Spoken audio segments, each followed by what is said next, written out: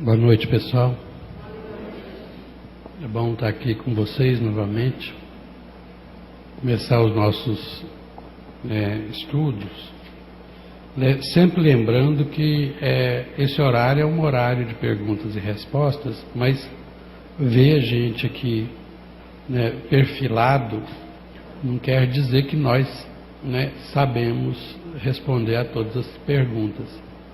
É apenas um espaço para que a gente possa trocar a experiência. Às vezes, quem está chegando agora na doutrina espírita tem algumas dúvidas que fica martelando a cabecinha da gente, e nós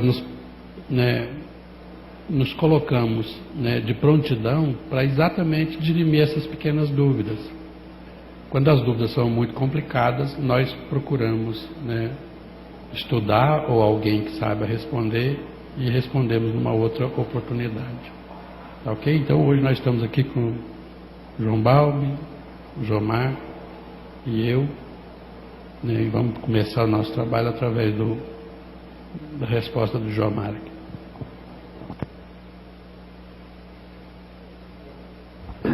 Eu tenho aqui uma pessoa que fez 4 questões, então eu vou tentar, na medida do possível, respondê-las todas, mas nós vamos fazer uma por uma, porque cada questão a gente leva um tempo para tentar explanar sobre ela. A primeira é referente ao médium, que ele pergunta como terei certeza se realmente ele está recebendo uma entidade.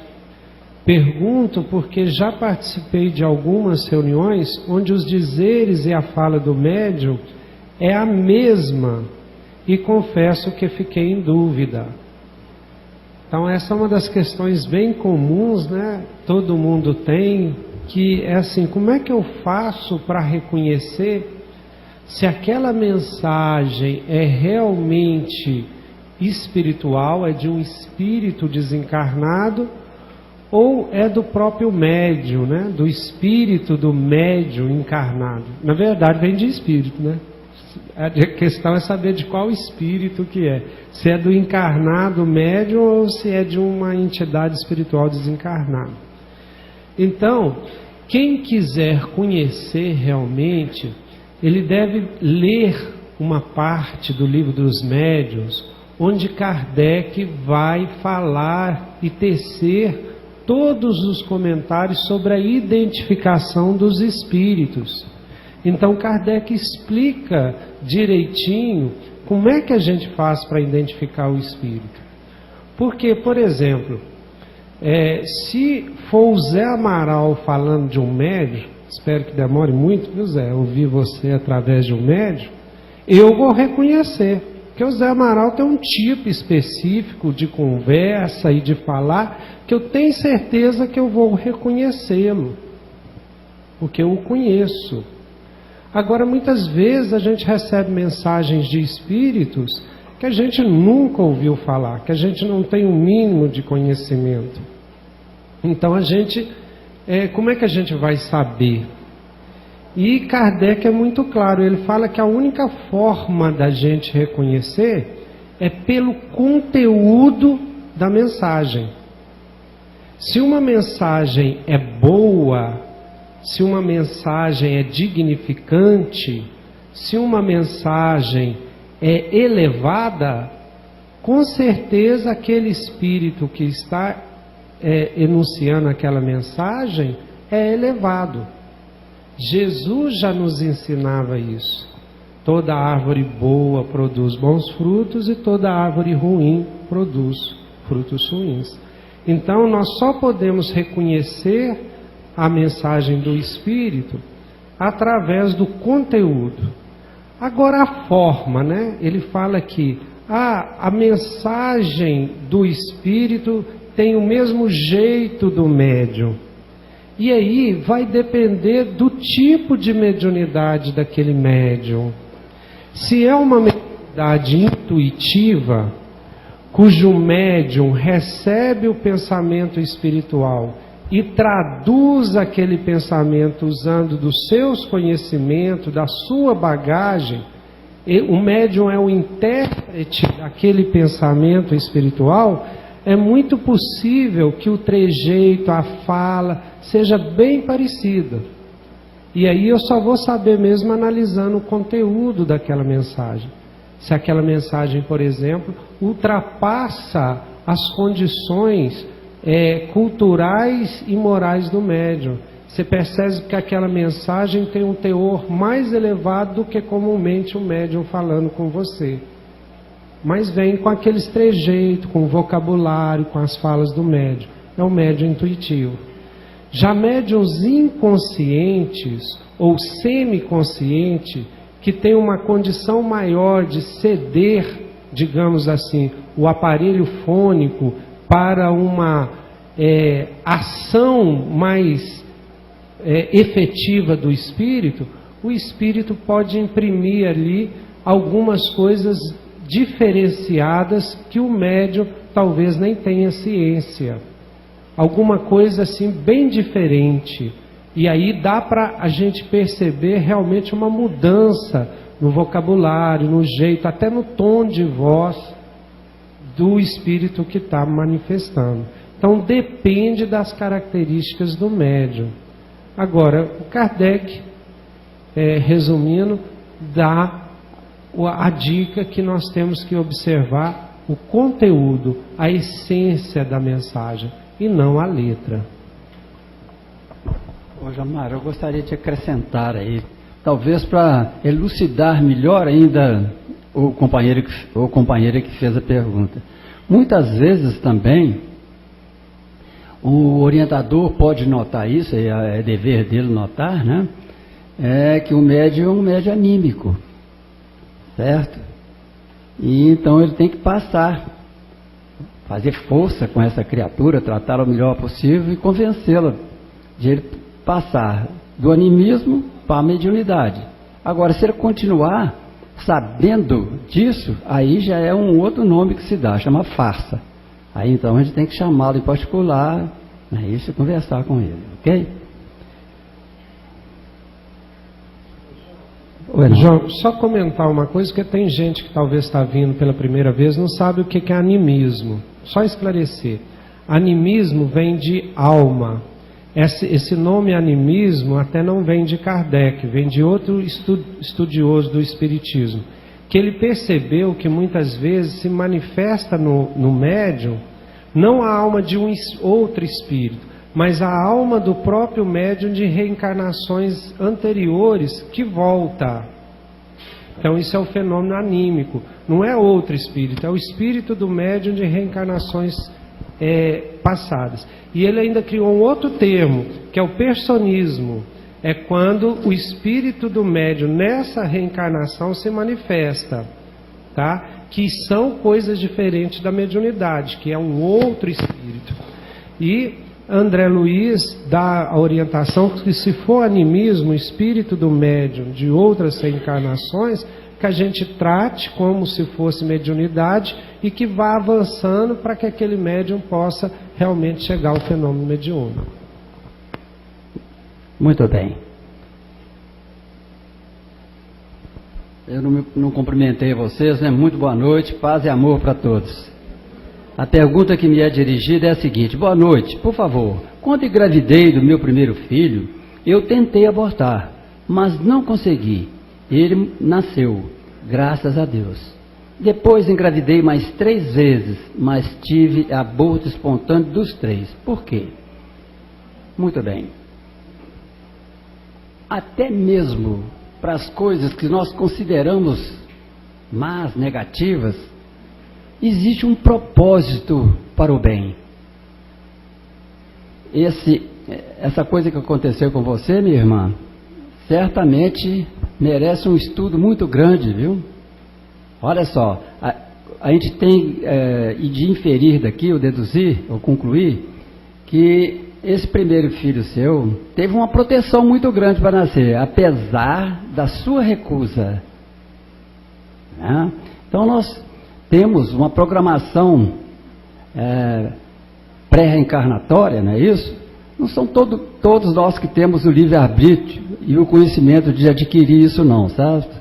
Mas a grande maioria hoje, que está reencarnando aqui nesse planeta, são reencarnações compulsórias, certo? Porque chegou um limite que o nosso livre-arbítrio termina, porque livre-arbítrio absoluto só Deus, o nosso não, o nosso tem um limite, certo?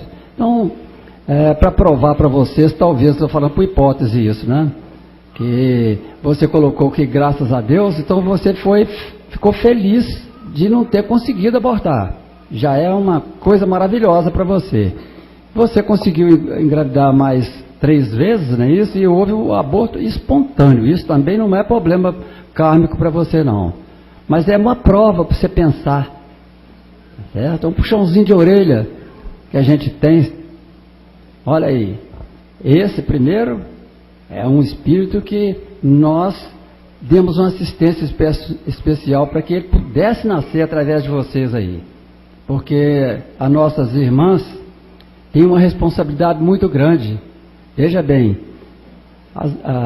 vocês têm uma câmara de materialização de espírito, que é o útero. Olha só que responsabilidade que vocês detêm, né? Certamente com a participação do esposo.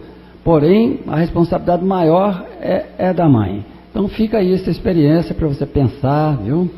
E ver a grandeza que é a justiça divina. Só colocando uma coisinha que é muito interessante, quando vem alguma pergunta nesse sentido, de o que é que acontece. Obviamente, nós não temos capacidade de saber o que é que acontece com a pessoa que está fazendo a pergunta, porque seria uma situação temerária a gente responder qualquer coisa, que a gente nem a própria pessoa sabe o que é, ainda imagina nós que não temos nada a ver com a vida da própria pessoa. Quando a gente pega uma pergunta dessa, como o João Balbo aproveitou agora, ele está utilizando de referências que a gente tem na literatura espírita. E tomando como referência o que tem na literatura espírita, a gente tem como um parâmetro de avaliação de possibilidades de respostas para os nossos problemas. Não quer dizer que seja, mas quer dizer que apenas temos um parâmetro de observação para que a gente possa perceber. No caso do aborto, por exemplo, na literatura espírita é muito comum a gente observar que espíritos nos dizem que o nosso pensamento tem poder despótico, às vezes, sobre o nosso corpo, sobre a nossa vida.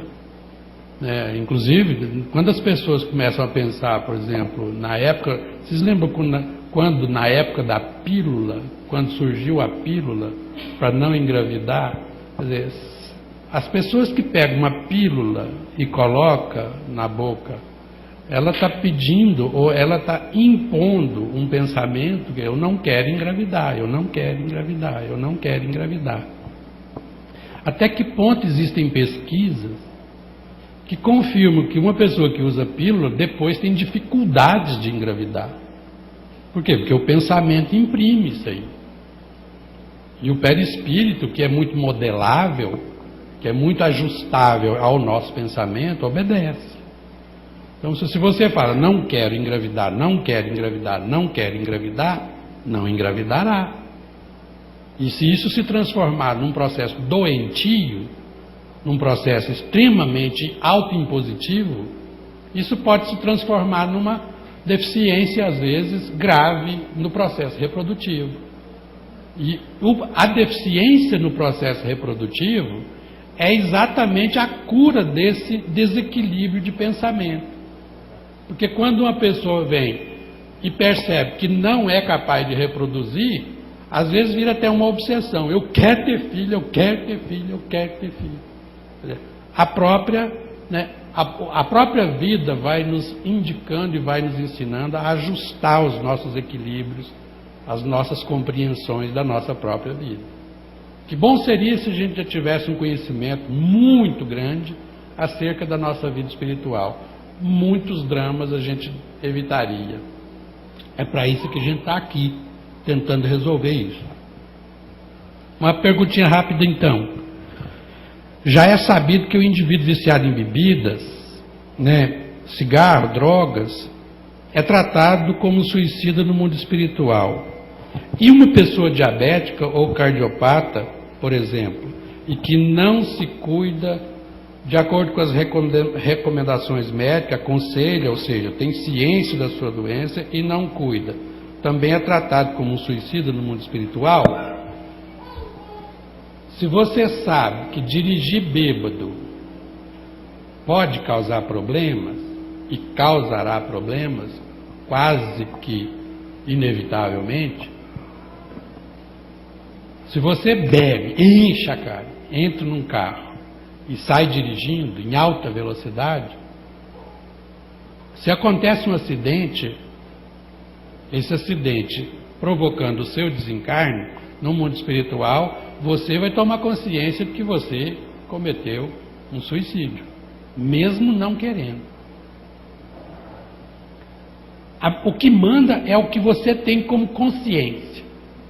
Se você chega perto de um diabético e fala assim, ó, você tem problemas, e já está aqui confirmado pelos exames que você não pode ingerir esse tipo de substância, essa e essa.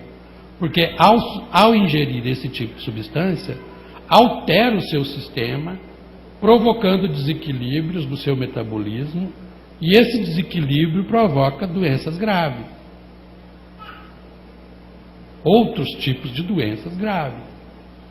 Aí você vai para casa e fala assim, você não sabe nada não. E vamos comer açúcar, e vamos comer, e volta e meia a pessoa está sendo internada por problemas graves nessa área. Quando vê, a pessoa começa a ficar cega e não sabe por quê.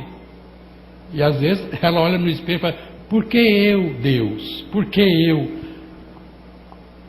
Eu acho que no melhor das brincadeiras, de tão sério que é, a gente, para quebrar um pouquinho o gelo, a gente poderia chegar perto e falar, hello, o que está acontecendo? Para pensar o que está acontecendo. A lei de causa e efeito é inexorável. Não é porque você é bonito, inteligente, não importa o que você é. Lei é lei. Se eu colocar ácido bromídrico na minha mão, vai varar do lado de cá. Não é porque eu sou bonito que vai, eu sou bonito, então eu posso colocar. Não, você é responsável pelas consequências que vai produzir na sua mão, colocar um ácido muito forte. Então, se o médico tem exames comprobatórios, que você é cardiopata, que você tem problemas, que você tem graves problemas nessa área, ele te dá todas as recomendações possíveis para que você possa levar uma vida com um pouco mais de qualidade, um pouco mais de prolongamento. Se você não respeita, você está dizendo para você mesmo, eu não quero esse prolongamento de vida. Isso pode te fazer falta, e falta muito significativa. Às vezes aquele netinho que você vai ter, que você precisava estar com ele, para você dar a sua experiência para ele, você vai desencarnar antes dele nascer. E aí ele vai ficar tendo que receber essa informação ou essa experiência de outras pessoas. Você vai perder o melhor da festa.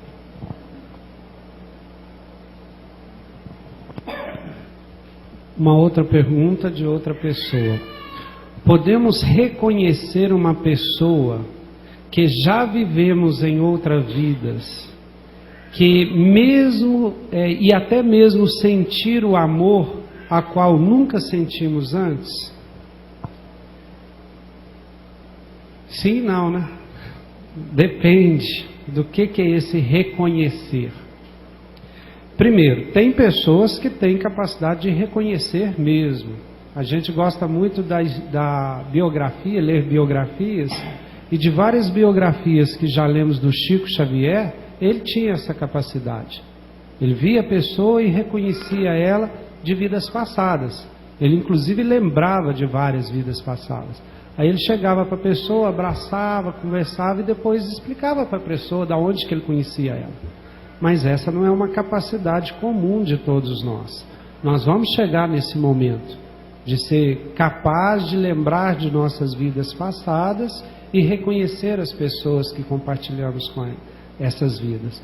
Agora, se esse reconhecer quer dizer assim, ter uma coisa diferente, uma sensação diferente com essa pessoa, como se já a conhecesse, mesmo sem lembrar da onde, isso já é comum para nós. Então, cada um de vocês aí conhece um amigo, né, um parente, que assim, de imediato, quando conheceu, sentiu uma sintonia muito grande, e vocês até falam assim consigo mesmo: nó, parece que eu conheço você há tanto tempo. Não é isso? Não é comum isso? Todo mundo isso acontece durante a vida da gente. Muitas vezes a gente conhece um colega de trabalho, né? Um primo que você não conhecia antes, e depois você vê a sintonia que tinha. Por quê? Um espírito já nos diz que a afetividade é o laço mais forte que une as pessoas, mais forte que o aço, que o diamante, porque a afetividade é capaz de, inclusive, ultrapassar a barreira da morte. Então, quando você tem uma afetividade por uma pessoa, não é porque você desencarnou e ela que essa afetividade desaparece, não. Quem tem medo de encontrar alguém que já perdeu, se você tinha afetividade, não se preocupe, porque a afetividade é esse laço que vai se unir vocês para sempre. E também a afetividade doentia, né? O ódio, o ressentimento, a mágoa, isso também nos liga às pessoas, pelo lado negativo. A gente já viu pessoas que encontram também, que a gente fala assim: meu gênio não bate com o dele. Uai, mas você nem conhece a pessoa. Ah, não bateu, meu anjo da guarda não bateu. O anjo da guarda tem nada a ver com isso, coitado, né? Coitado do anjo lá. Mas a gente fala nessas expressões que assim, afetividade, né? Afinidade ou antipatia, são palavras desse reconhecimento que já fez. A antipatia não é gratuita, a simpatia também não é gratuita, vem de algum lugar. Se não vem dessa vida, vem de onde? De um passado, né?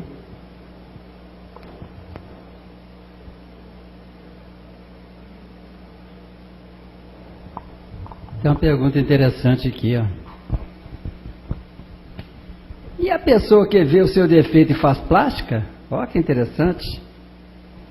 Na verdade, à medida que nós fomos evoluindo, a nossa estesia naturalmente foi melhorando. E a gente, na literatura espírita, é rica em nos informar que aqueles espíritos que estão muitos na nossa frente, em conhecimento e principalmente moral, são entidades bonitas, de uma beleza impecável. Mas, como muitas vezes o nosso problema, a nossa doença é o próprio remédio para a gente, nós temos que refletir. Uma coisa é você cuidar de um defeito que está te atrapalhando. E outra coisa é você fazer uma plástica, não é isso? Para se tornar mais bela do que é, ou mais belo do que é. Isso nos faz lembrar aqui, numa das obras de André Luiz, parece que é o Mensageiros, não sei, o livro nos informa o processo reencarnatório do irmã.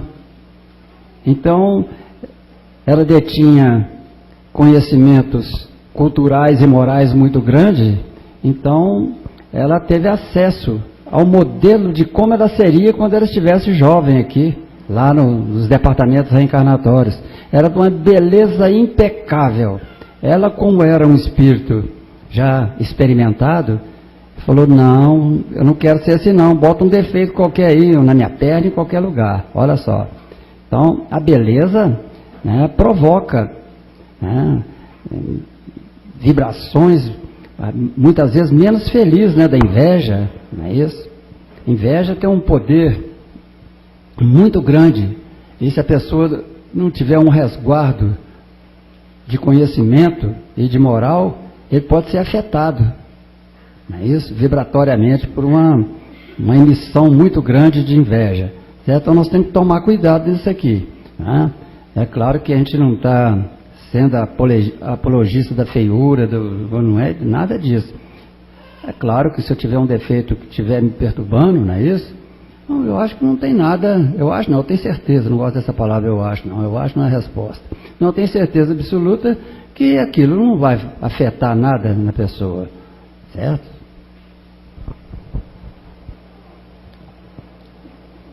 Aliás, eu me lembro do Chico Xavier, quando ele botou a peruca dele, vocês lembram do filme? No fundo é uma plástica, né? É uma melhora de estética. Eu me lembro, no filme, foi muito bem retratado, né, de forma até engraçada, quando Emanuel olhou para ele, que isso aí agora? Ele virou e falou assim, pelo menos isso eu não vou responder. Ou seja, isso é da minha conta. Mas dizem aqueles que conviviam com o Chico, perguntando às vezes a respeito disso, ele falava assim, é porque a minha fealdade agride muito os olhos das pessoas, então eu tenho que melhorar um bocadinho para a minha visão ser um pouco mais agradável. Ele era caridoso até nesses aspectos. Tenho muitos sonhos com a minha avó desencarnada, me alertando de algo que possa me fazer mal. É muito real e no dia seguinte isto não sai da minha cabeça e fico mal. O que pode ser? Pode ser sua avó te avisando. É lógico. Pode ser, eu estou dizendo pode ser. Ou pode ser um espírito muito parecido com a sua avó, porque quando a gente está no mundo espiritual, a nossa mente extrafísica, né, na hora que ela está se aproximando da mente física, a nossa mente física, né, distorce o que às vezes a gente vivenciou no mundo espiritual. É preciso ter técnicas, é preciso ter habilidades para discernir isso aí. Até aqui mesmo, quando encarnado, é muito comum a gente andar na rua e de repente olhar para uma pessoa e falar assim, aquela pessoa parece com fulano que eu conheço. Você já não enxerga mais a pessoa. Por quê? Porque mentalmente você projeta a imagem de quem você conhece na face daquela pessoa. E isso é muito comum de acontecer no mundo espiritual. A gente olha para uma pessoa no mundo espiritual e pensa, parece com a minha avó. Não é sua avó, mas a partir do momento em que você fala, parece com a minha avó, você projeta a imagem da face da sua avó naquela pessoa e passa a se relacionar com ela como se ela fosse sua avó. Pode ser apenas o seu anjo da guarda, o seu amigo espiritual, te avisando que determinadas situações você precisa de prestar atenção. Aqui é bom a gente observar o seguinte, se o conselho é bom, siga. Se o conselho te faz bem, não vai te fazer mal, siga, de olho fechado, porque isso é sensatez, isso é bom senso. Venha de qualquer criatura, quando nos ensina, quando nos pede para tomar certas precauções quanto a possíveis problemas na nossa vida, a gente tem mais do que agradecer e fazer uma prece por eles. Então, sendo sua avó ou não sendo sua avó, agradeça ao Espírito, se for coisa boa, para que você possa tomar cuidado ao longo da sua vida e viva melhor por causa disso.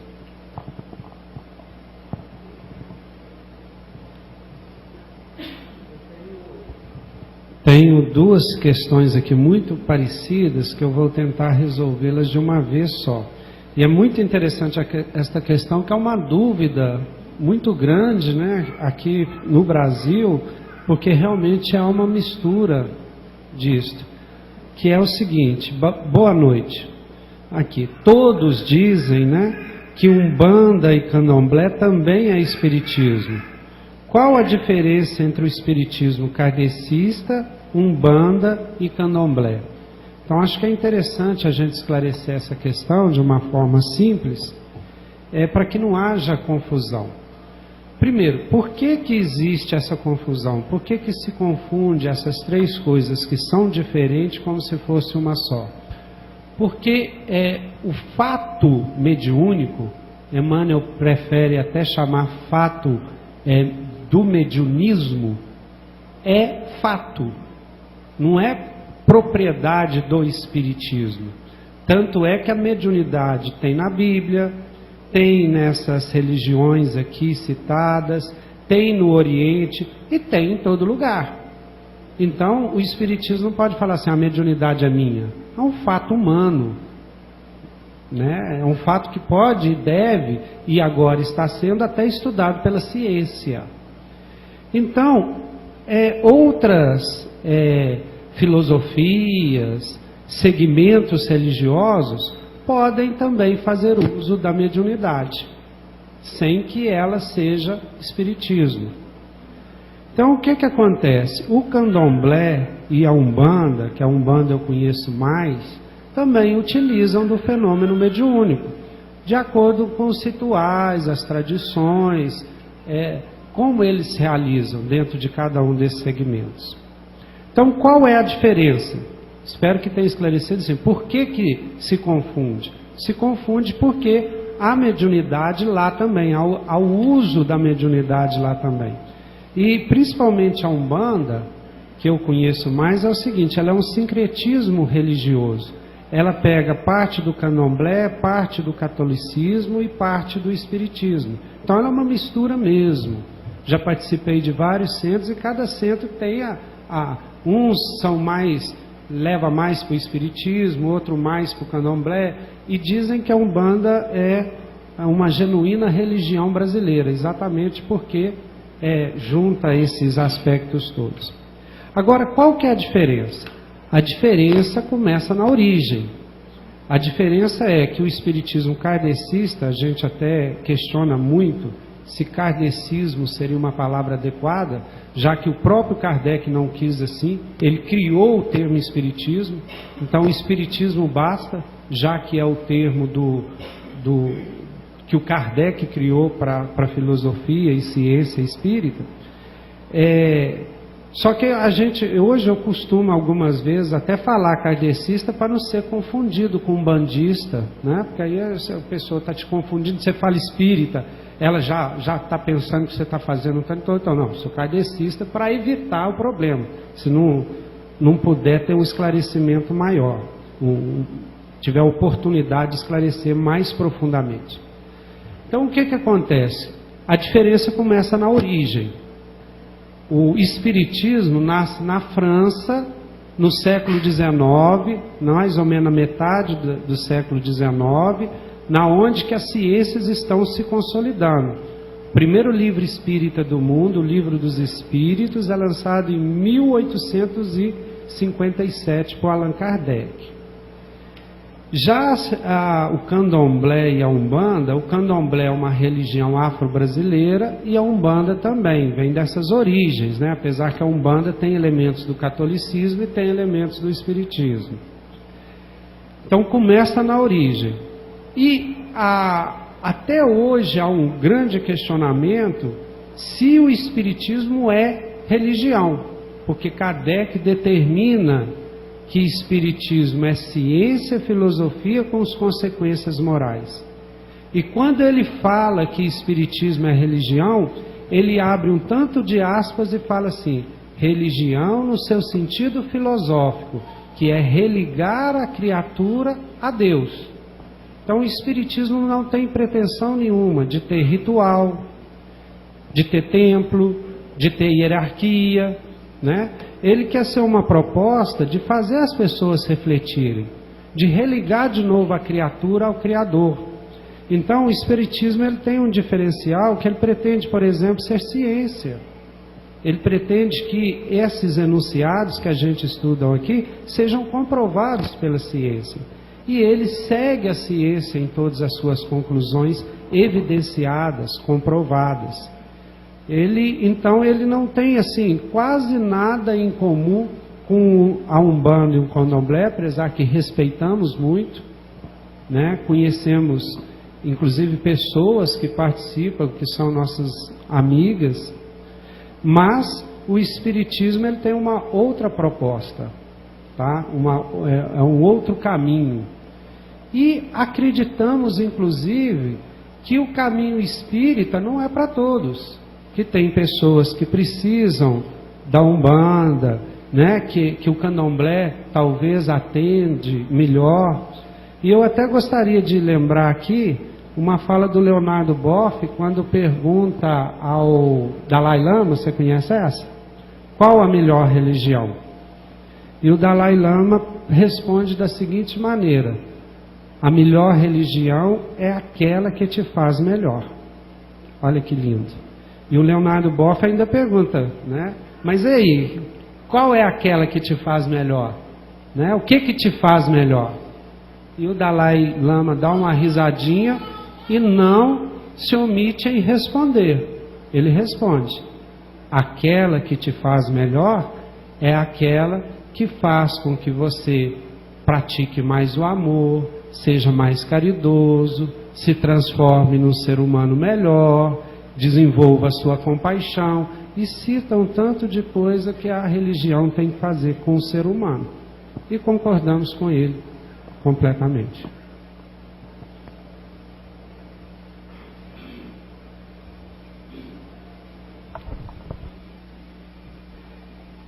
Nas famílias que fazem orações no dia de Natal e depois fazem festas regradas, há muita cerveja, pinga, churrasco e muita música.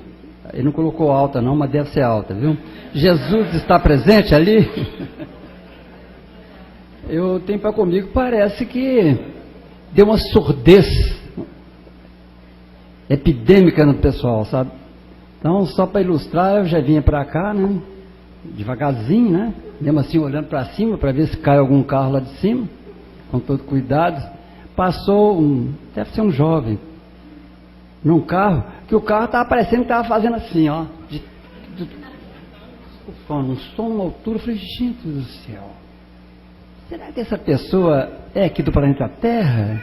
Pensei para comigo, não pode uma coisa dessa, porque ela é um candidato sério a ficar surdo rapidamente, né? Vai estourar o tímpano. Ah, então, a pergunta aqui, para voltando à pergunta aqui, ó, Jesus, não é isso? A aura de Jesus é uma enormidade tão grande que ele abraça o planeta Terra inteiro. Então ele realmente está presente em todo lugar, certamente que sim. Mas, contudo, porém, vai depender muito do que está acontecendo nessa família aqui, né? Quem que essa família está atraindo? Onde que essas pessoas estão se sintonizando? São entidades espirituais que vão ser atraídas ali exatamente pelos miasmas deletérios, vamos colocar assim, que provocam, não é isso? Essa atração. A pessoa se torna num caneco vivo, numa piteira viva, não é isso? E vai para aí afora. Aí a pessoa muitas vezes entra numa depressão no outro dia e não sabe, muitas vezes ela está ligada a entidades espirituais menos felizes, né? Porque quando a gente desencarna, a gente continua sendo o mesmo João Balbi, com todos os defeitos e algumas poucas virtudes, sim. Só que no mundo espiritual a diferença é que a dinâmica lá é muito maior, o atomismo, certo? Então as necessidades da gente aumentam extraordinariamente. Então aquela pessoa que é viciada aqui, ele se torna muito mais viciada ainda. Ele costuma até proteger aquelas pessoas que se tornam o caneco vivo dele quando ele é um bebum, né? Na roça aí falava que o bêbado atravessa a pinguela é aquele pau que coloca para atravessar um riacho assim, redondinho, e o bêbado não cai. Por quê? Muitas vezes protegido por essas entidades menos felizes. É isso aí.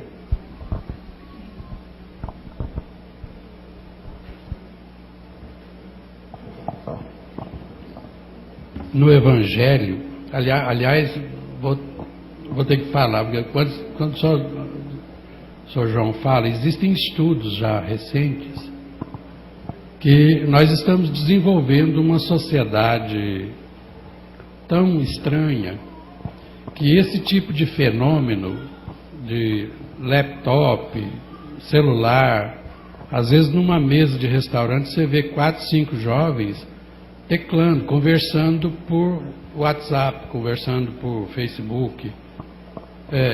Esses estudos já colocam numa categoria de pré-autismo, um autismo social. Uma pessoa que coloca num carro um som nessa altura, ou quando você vai numa festa e a festa prima, eu particularmente, depois que eu fiz a cirurgia na garganta, eu não posso mais ir em festa. Porque eu adorava ir em festa para conversar, para confraternizar, para dialogar, para trocar ideias com os amigos que estavam lá. Hoje é absolutamente impraticável. Eles colocam um som numa altura que é para você não falar. Fica calado aí, consuma. Beba demais, ou beba, faça qualquer coisa e não fala nada não, pelo amor de Deus. Porque eu não quero conversar. Então, a alegria de confraternizar, a alegria de entrar em contato com a sociedade, promover encontros sociais, é impraticável. Então fica cada um no seu mundinho, com cara de... Às vezes, no máximo que dá para você interagir com o ambiente é dando uma chacoalhadazinha de leve, porque não dá para fazer outra coisa a não ser apenas isso. Isso vai desenvolvendo em nós, você é aquilo que você pede para ser. Nós seremos uma geração de surdos, cegos e mudos. Por quê? Porque não comunicamos com as pessoas. Literalmente é a figura daqueles 3 macaquinhos, com a mão no ouvido, com a mão nos olhos.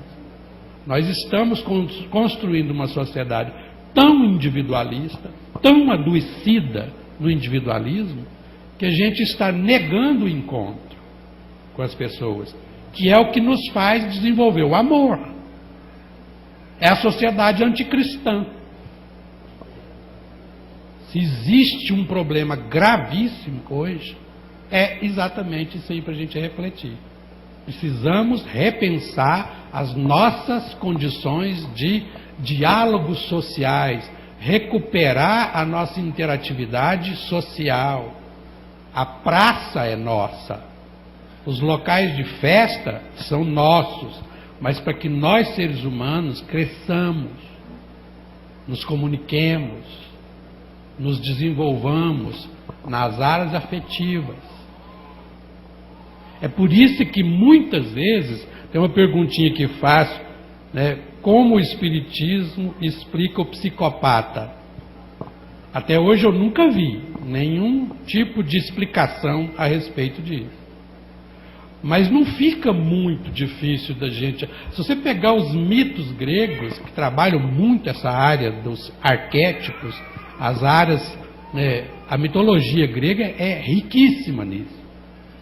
Você pega claramente que um psicopata, ao se desenvolver, esse desenvolvimento se dá exatamente por essa questão narcísica. Quanto mais Narciso, vocês sabem muito bem o que é o mito do Narciso. Narciso era um cara extremamente bonito, filho de uma deusa que ela, até preocupada, mandou ele para cá, porque ele tinha que interagir com o mundo. Aí na hora que ele chega aqui, ele sentiu sede. Só que o oráculo lá, antes dele vir, falou, como é que ele vai fazer? Ele viverá enquanto não se ver. Só que ele teve sede e foi num córrego para beber água. Aí na hora que ele viu a imagem dele mesmo dentro do córrego, ele se apaixonou por si mesmo. E nada tirava essa paixão dele. É o narciso. Narcisismo. Eu me vejo apenas como centro do universo e não dou bola para o outro. Isso, o narcísico e o psicopata estão juntinhos. Se você resvala no narcisismo exacerbado, você vai para a psicopatia. Por quê? Porque o narciso não precisa do outro. Ele usa o outro. E passa a ser um predador. Essa é a estrutura de um psicopata. E esse mundo que nós estamos construindo para nós é eminentemente narcísico. Aliás, existem alguns pesquisadores que dizem que a nossa geração, da década de 90 até a década de 2000, é a geração N, a geração narcísica, em que as crianças acham que têm o direito a tudo. Nada pode ser negado a eles. Se você nega, tem criança que já chega e fala, eu vou te levar no justiça.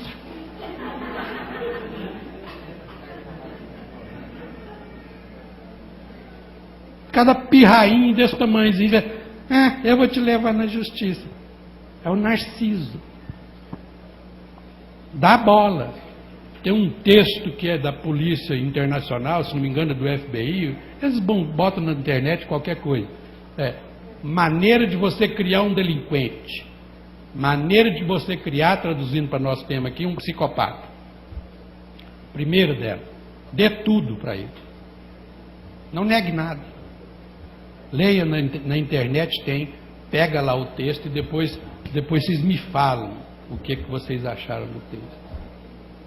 Então, falei.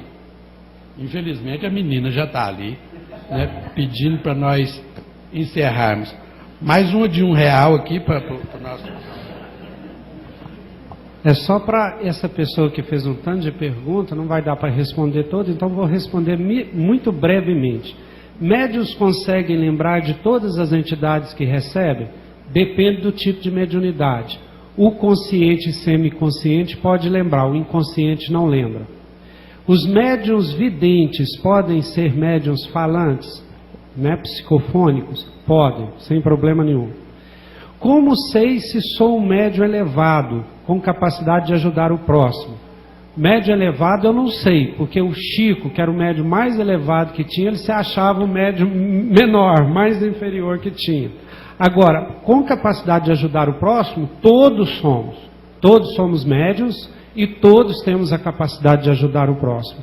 Uma pessoa perguntou isso ao espírito de Pedro, e o Pedro falou assim, você é médium, você é meio médium? Aí ele não entendeu e perguntou assim, meio médium? Como é que é isso? Aí ele falou assim, você é médium de e-mail, fica mandando e-mail para ajudar os outros.